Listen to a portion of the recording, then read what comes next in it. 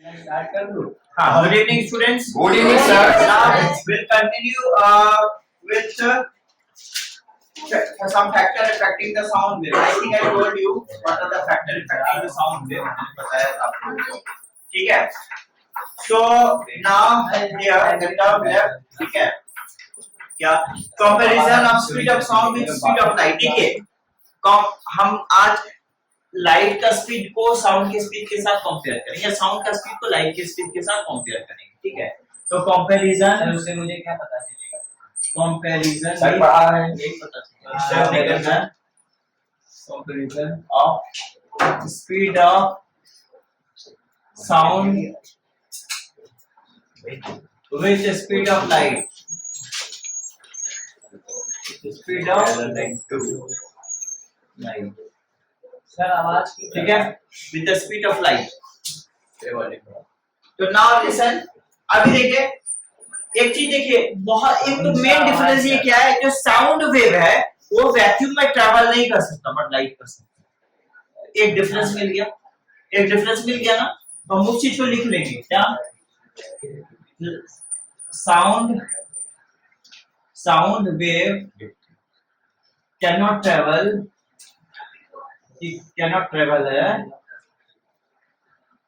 Through vacuum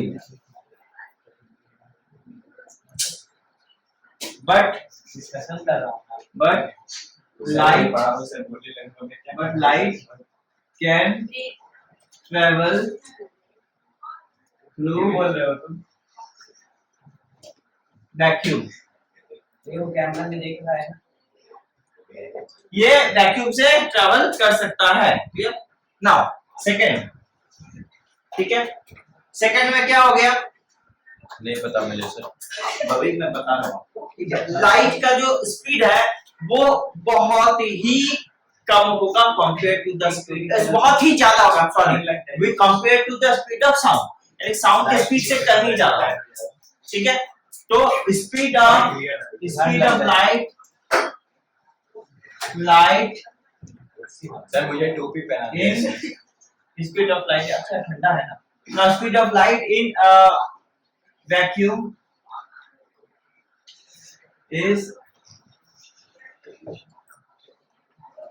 3 to 10 to the power 8 meter पर second. ठीक है. But the speed of sound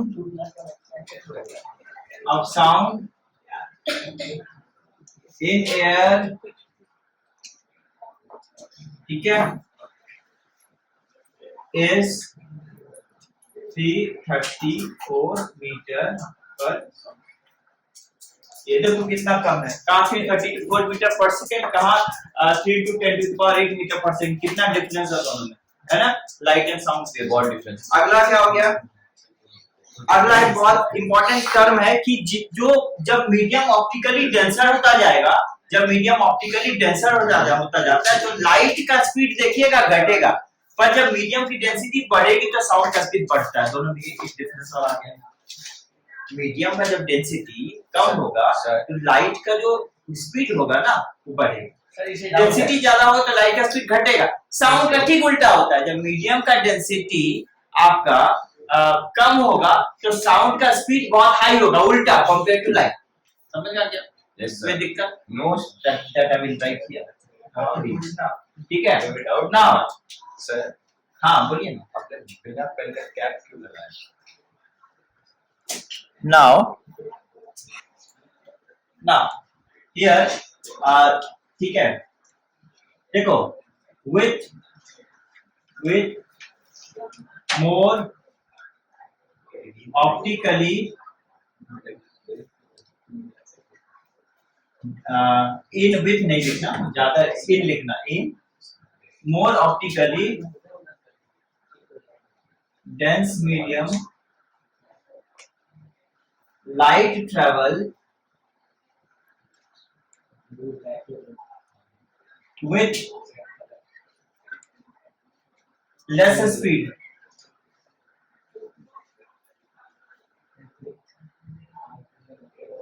ठीक है. यानी कि जितना ऑप्टिकली डेंस मीडियम में लाइट अपना कम स्पीड से ट्रैवल करेगा. ठीक है. But sound travel with high speed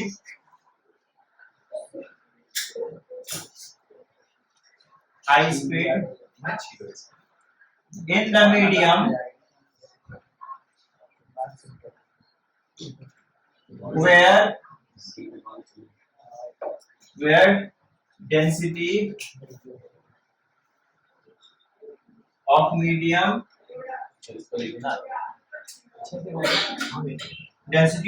is high. यहाँ ये चीज आता है, एक तो मीडियम के डेंसिटी के साथ बहुत फास्ट ट्रेवल करेगा और एक स्लो हो जाएगा। लाइट में और साउंड में बिल्कुल रिवर्स होता है। साउंड जब ऑप्टिकली ज्यादा मीडियम डेंस होगा तो साउंड फास्ट ट्रेवल करेगा, वैक्यूम में नहीं करेगा। लाइट वैक्यूम में फास्ट करेगा, लेकिन जब मीडियम का डेंसिटी हाई हो जाएगा तो लाइट का स्पीड स्लो। वैक्यूम में मतलब क्या बोलते हो? बोलिए ना, आप बोल सकें ना। उसने बोलना नहीं है।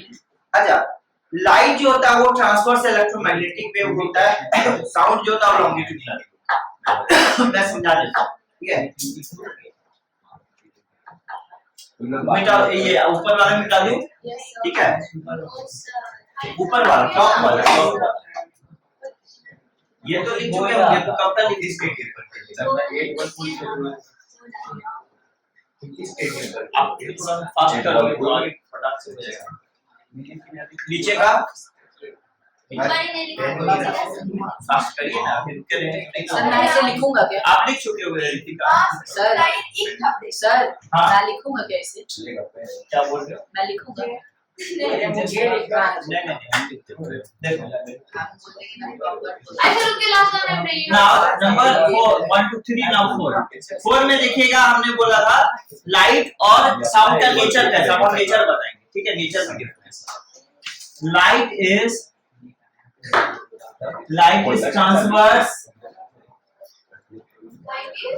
transverse electromagnetic wave,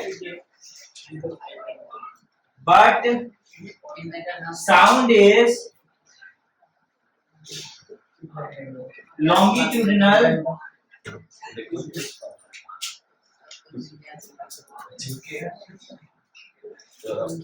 mechanical wave।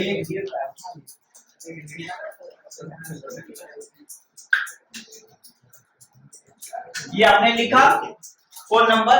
अब मैं आपको थोड़ा ये वाला ये ठीक है, मैकेनिकल वेव, ठीक है? समझ रहे हैं? Is it clear? यस। देखिए, ट्रांसवर्स वेव और मैकेनिकल वेव में क्या डिफरेंस होता है? ट्रांसवर्स वेव और मैकेनिकल वेव में क्या डिफरेंस होता है? ट्रांसवर्स वेव में क्या होता है, जहां पार्टिकल जो होगा, अगर पार्टिकल मान लो, देखो ना, अगर पार्टिकल ऐसे ऑसिलेट करेगा तो वेव इधर ट्रैवल होगा, यानी दोनों के बीच 90 डिग्री एंगल होगा, वो क्या होता है? ट्रांसवर्स। लॉन्गिट्यूडनल क्या होगा, अगर पार्टिकल इधर मूव कर रहा है तो वेव भी इधर मूव करेगा, ऐसे। This happens in sound, that is why it is longitudinal. This is the difference. समझ में आया? ये इलेक्ट्रोमैग्नेटिक वेव है क्योंकि इसका जो वेवलेंथ होता है ये डिपेंड करता है ये वेवलेंथ और फ्रीक्वेंसी के ऊपर। समझ में आ गया? इसका थोड़ा सा बड़ा होता है, शॉर्ट मतलब Isaac travels with high speed, ट्रेमेंडस speed. समझ में? इसका नेचर क्या होता है? Electromagnetic wave. इलेक्ट्रोमैग्नेटिक वेव क्या होता है, वो इलेक्ट्रिक फील्ड और मैग्नेटिक फील्ड में डिफ्लेक्ट नहीं होगा, जस्ट पास कर जाएगा। समझ में आ गया? और ये मैकेनिकल वेव है। इलेक्ट्रिक, इसमें इलेक्ट्रिक या मैग्नेटिक फील्ड का कोई मतलब, it's mechanical just it produced due to the disturbance of the medium, that is why it is mechanical। समझ में आ गया? इसके लिए ये मटेरियल मीडियम चाहिए इसको ट्रैवल करने के लिए, और कोई भी इलेक्ट्रोमैग्नेटिक वेव को मटेरियल मीडियम नहीं चाहिए। आप देखोगे, आप अगर मैं बताऊं शॉर्ट वेव, जैसे कि मान लो रेडियो वेव, माइक्रोवेव, ये से जितने भी वेव है, कॉस्मिक रेज वगैरह, जो भी ऐसे रेज होते हैं, इसको ट्रैवल करने के लिए कभी देखना मीडियम नहीं पड़ेगी, जरूरत पड़ेगी। अगर मीडियम की जरूरत पड़ती तो वो जो दूर से, काफी दूर से जो आती है हमारे एटमॉस्फेयर से, जहां से भी आती है, वहां पर क्या होता है, फिर वो तो वैक्यूम है, फिर कैसे ट्रैवल करेगा? So it don't need medium. Medium need for mechanical wave, जो भी मैकेनिकल वेव होता है उसको मीडियम की जरूरत पड़ती है। यस, अब हम लोग आ जाएंगे next, consequences of large difference in the speed of sound and that of the light। अच्छा ये होता है एक्चुअली, इतना जो लार्ज डिफरेंस होगा ये, इसका क्या कॉन्सिक्वेंस है, इसका कोई इफेक्ट है क्या? हमारे एटमॉस्फेयर में कहीं इसका इफेक्ट देखने को मिलता है? That we will write here, ठीक है। तो इसका एक इफेक्ट है थंडरिंग है, थंडर एंड लाइटनिंग, ठीक है। इसका एक इफेक्ट कहां पर देखने को मिलता है? Thundering and lightning. Are you getting my point? So here consequences of large difference in the speed of consequences in large speed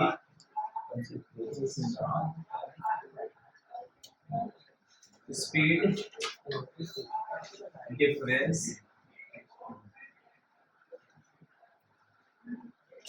of sound wave and light, ठीक है। तो ये इसका कॉन्सिक्वेंसेस एक जगह क्या है?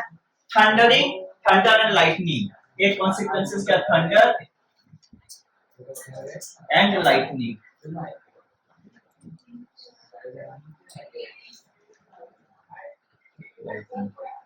थंडर एंड लाइटनिंग, ये इसका कॉन्सिक्वेंसेस है। समझ में आ गया? आप समझ गए ना, थंडर एंड लाइटनिंग। अब इस बात को सुनेंगे। आप लोग ने कभी-कभी देखा जब थंडर स्टॉर्म होता है तो आप एक चीज ऑब्जर्व करना, सबसे पहले आपको एक लाइट सी दिखाई देती है, साउंड थोड़ा बाद में सुनाई देता है ना? तो ये जानते हो क्यों होता है? Because light has a tremendous speed, वो पहले आ जाता है आपके पास और थोड़ी देर के बाद साउंड आता है, ठीक है ना? समझ पा रहे हैं? तो अरे बरसात होती है तो थंडरिंग होती है ना, बादल गरजता, तो देखोगे पहले लाइट ये दिखाई देता, थोड़ी देर बाद आपको साउंड सुनाई देगा, क्योंकि उन लोगों का डिफरेंस, स्पीड में डिफरेंस बहुत हाई होता है। समझ में आ रहा है? लेकिन अगर अनफॉर्चुनेटली दोनों एक साथ, अगर आपको लाइट के साथ साउंड सुनाई देगा तो आप तो गए काम से, वो बहुत खतरा प्रोड्यूस करता है। समझ में आ रहा है? जब आप दोनों के स्पीड के बीच में डिफरेंस नहीं कर पाओगे, इसका मतलब बहुत नजदीक से ही आपका थंडरस्टॉर्म हुआ है, वो आप बर्दाश्त नहीं कर पाओगे, वो बहुत बड़ा डेंजर क्रिएट करता है। समझ में आ गया? लेकिन अगर देखना लाइट आ गई, आपको समय लग रहा है साउंड आने में, आप बच गए, कोई प्रॉब्लम। बट अगर लाइट के साथ साउंड आई तो उस समय डेंजर, क्योंकि देखो डिफरेंस इतना कम होगा, आप टाइम के बीच में डिफरेंस नहीं कर पाओगे, दोनों के आने के टाइम के बीच में डिफरेंस नहीं कर पाओगे, मार्क नहीं कर पाओगे। समझ में आ गया? तो दैट क्रिएट अ डेंजर। लेकिन बट थोड़ा सा अगर गैप हो गया तो समझ लेना ओके, यू आर सेफ। तो यहाँ पर थंडर है, यहाँ पर क्या होता है? यहाँ पर क्या होता है सर? ड्यूरिंग थंडरस्टॉर्म, हां गैप नहीं हुआ तब भी हम बच गए। ये कैसे बोल रहा है तू?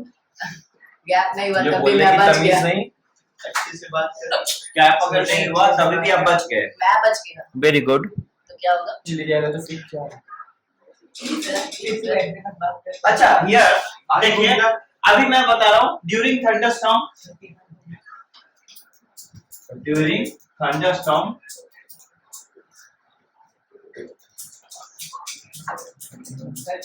we find that first class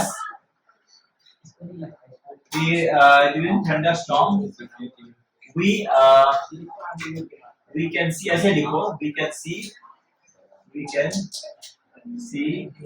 the flash क्या क्या लिखते हैं? During thunderstorm we find can see, we find can see, we can see we can see मैं पूछता हूँ, मैं देखता हूँ। नहीं मैं एक काम करो, इसको चेंज करो, we find that we can see. वही लिख दो, during thunderstorm we observe that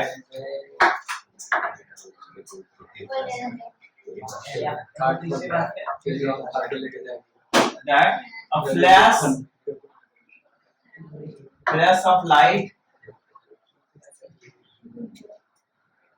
seen little before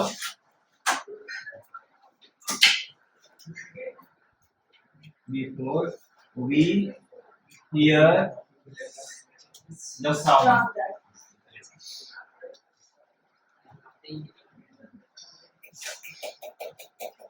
Because the speed of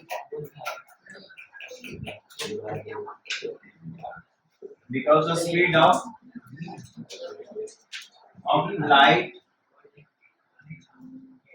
is much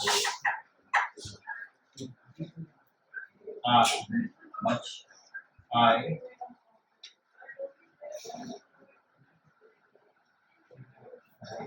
या फिर speed of light is greater than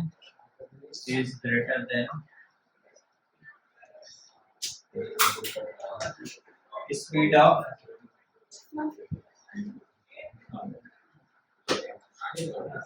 so उतना नहीं लिखना, खत्म हो गया। That's it. क्लियर? क्योंकि लाइट का स्पीड जो होगा साउंड के स्पीड से कहीं ज्यादा होगा। हमको फ्लैश पहले दिखता है और साउंड थोड़ा बाद में दिखाएगा, तो लाइट बढ़ता है। क्लियर? समझ में आ गया? ये होता है। कोई दिक्कत? Any problem? ऐसे ना अभी कुछ चीजें experimental determination of speed of sound in air that we don't require. ठीक है, यहाँ पे एक बात मैं आपको बताऊंगा। ठीक है, हमने कुछ फैक्टर्स बता दिया था ना जिस पर कि मतलब वेव्स डिपेंड करता है, साउंड वेव्स डिपेंड करता है। Okay, now one more thing. Sir पानी भी क्यों कहता है? यहाँ रखा हुआ है, दे दो। यहाँ रखा है, मुझे दे दो। So here नहीं, अच्छे से बात कर। मेरी बात तो सुनिए, ये लिख लो। ये लिख लो। इसको लिखना भी था। अब एक चीज देखो, यहाँ पर हम आपको एक बात बता देते हैं। हम लोगों का साउंड का एक इफेक्ट होता है छोटा सा, that is called echo of the sound. Echo of the sound, echo क्या होता है जानते हो? हमारे साउंड का ही रिफ्लेक्शन हमको सुनाई देता है। वो तब होता है जब हम बहुत लार्ज हिली एरिया में होते हैं, पहाड़ी एरिया, पहाड़ हिली एरिया वगैरह, वहां पर हम लोगों को ये इको सुनाई देता है। आपने देखा है हिली एरिया में जाकर आप जोर से आवाज देते तो आपकी आवाज सुनाई देता है आपको। पर एक बात बता, रूम में तभी सुनाई देगा जब आपका रूम खाली होगा, एम्प्टी होगा। आप देखोगे आपके रूम में सामान भरा पड़ा हुआ है, सोफा है, सब कुछ है, टेलीविजन है, तो उसमें क्या होगा? उसमें आपको सुनाई नहीं पड़ेगा। अदर्स उसको देखिए क्या हो गया, देखो तभी रूम में तभी सुनाई पड़ेगा, रूम में तभी सुनाई पड़ेगा और इको सुनाई पड़ेगा जब रूम एम्प्टी होगा। जब रूम एम्प्टी नहीं होगा तो इको आपको सुनाई नहीं पड़ेगा, क्योंकि इको सुनने के लिए दो कंडीशन होना चाहिए। एक तो सरफेस एरिया बहुत बड़ा होना चाहिए, लार्ज सरफेस एरिया होना चाहिए। समझ में आ गया? दूसरा ये होगा कि इको सुनने के लिए मिनिमम डिस्टेंस जहां से साउंड प्रोड्यूस हो रहा है, सोर्स साउंड के सोर्स से रिफ्लेक्टर जहां साउंड जाकर के रिफ्लेक्ट कर रहा है, उसका डिस्टेंस कम से कम 17 मीटर हो। 17 ठीक है। तो यहाँ देखो, you have to write one thing here, ठीक है? What is echo first? Clear? तो देखो, echo.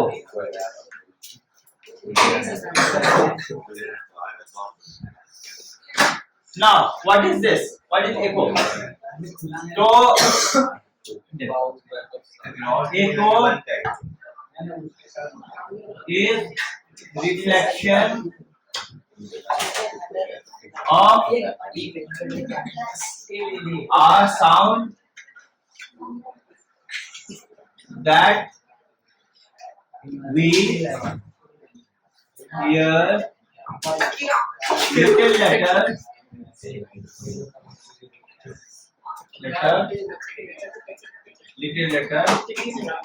after its production. After its को अनाज दे देगा। को केला देगा। अभी भी ऐसा है जब लेटर, ठीक है, इसको चेंज कर देना, लिटिल लेटर तक ठीक लिखना, इसका थोड़ा सा चेंज कर देना, क्या थोड़ा बाद में सुनाई पड़ देता है, ठीक है, लिटिल लेटर, then to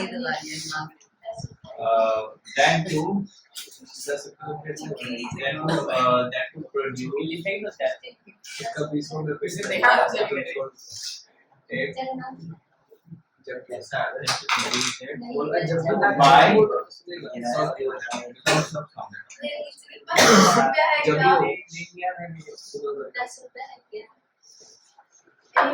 ये आपको थोड़ा सा बात समझ में आ गया, that is it. Little letter that to produce by the source of sound. तो साउंड का सोर्स जब उसको, जैसे हम अगर बोले तो we are the source of sound, जब हम बोलेंगे तो उसके कुछ देर बाद ही को सुनाई पाएगा. Minimum distance to hear the echo, minimum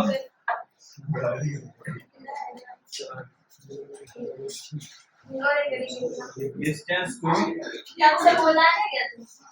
17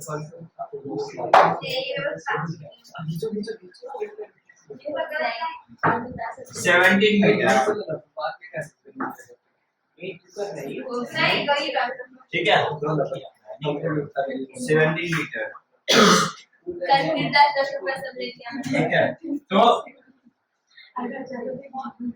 there should be पैसा है बताओ. there should be a distance, नकली नोट दे देगा. ठीक है, दिमाग के लिए 17 मीटर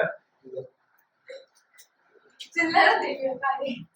from चिल्लर भी लगी है. the source of sound.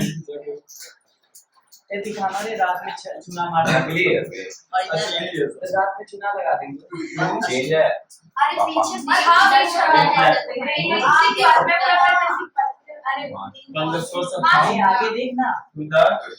to the surface, change उसको मोमोस खा लेंगे. from where ए अरे हाँ रखो.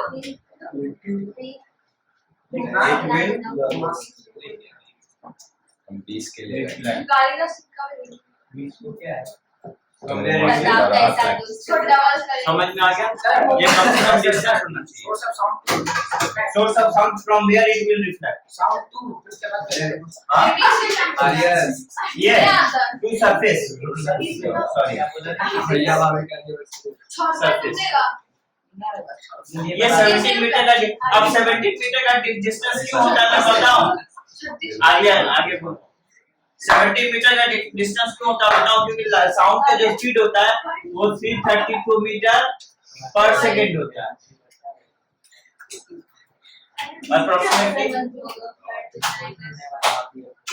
ठीक है. ऐसे तो कुछ वाले घंटे बोलते हैं और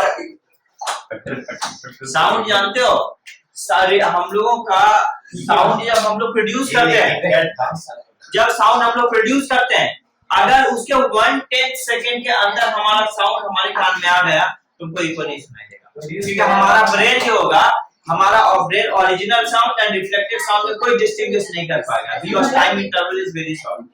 और अगर वो 1/10 सेकंड या उसके बाद आया तो हम लोगों को इको सुनाई पड़ेगा. समझ में आ गया?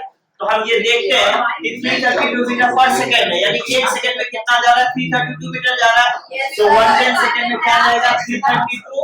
Yes sir. 332 into 1/10 कितना मीटर जाएगा, that comes approximately that comes to 33.2 metre के आसपास. और इतना डिस्टेंस साउंड को जाने और आने में लगेगा. समझ में आ गया? 33.2 मीटर 1/10 सेकंड में, यानी 1/10 सेकंड में यहाँ से वो गया, रिफ्लेक्टर से स्ट्राइक करके हमारे कान में आया भी. तो टोटल डिस्टेंस कवर किया 33.2. कितने साइड का, वो दोनों साइड का. तो एक साइड के डिस्टेंस के लिए हमको क्या करना पड़ेगा, उनसे डिवाइड करना पड़ेगा. अप्रोक्सीमेटली 16.9 समथिंग आएगा, जो कि 17 के आसपास होता है. ठीक है, समझ में आ गया? अब एक बात सुनो, Yes, sir. देखो मैं क्या समझा Sir, आपका ये Now that's the end of the chapter. Yes, Thank you so much. Video बंद करो. हम लोग खुद से पढ़ें. End of the chapter हो गया. आप मैनेज मत कीजिए मैं हूं ना That's the end of the chapter.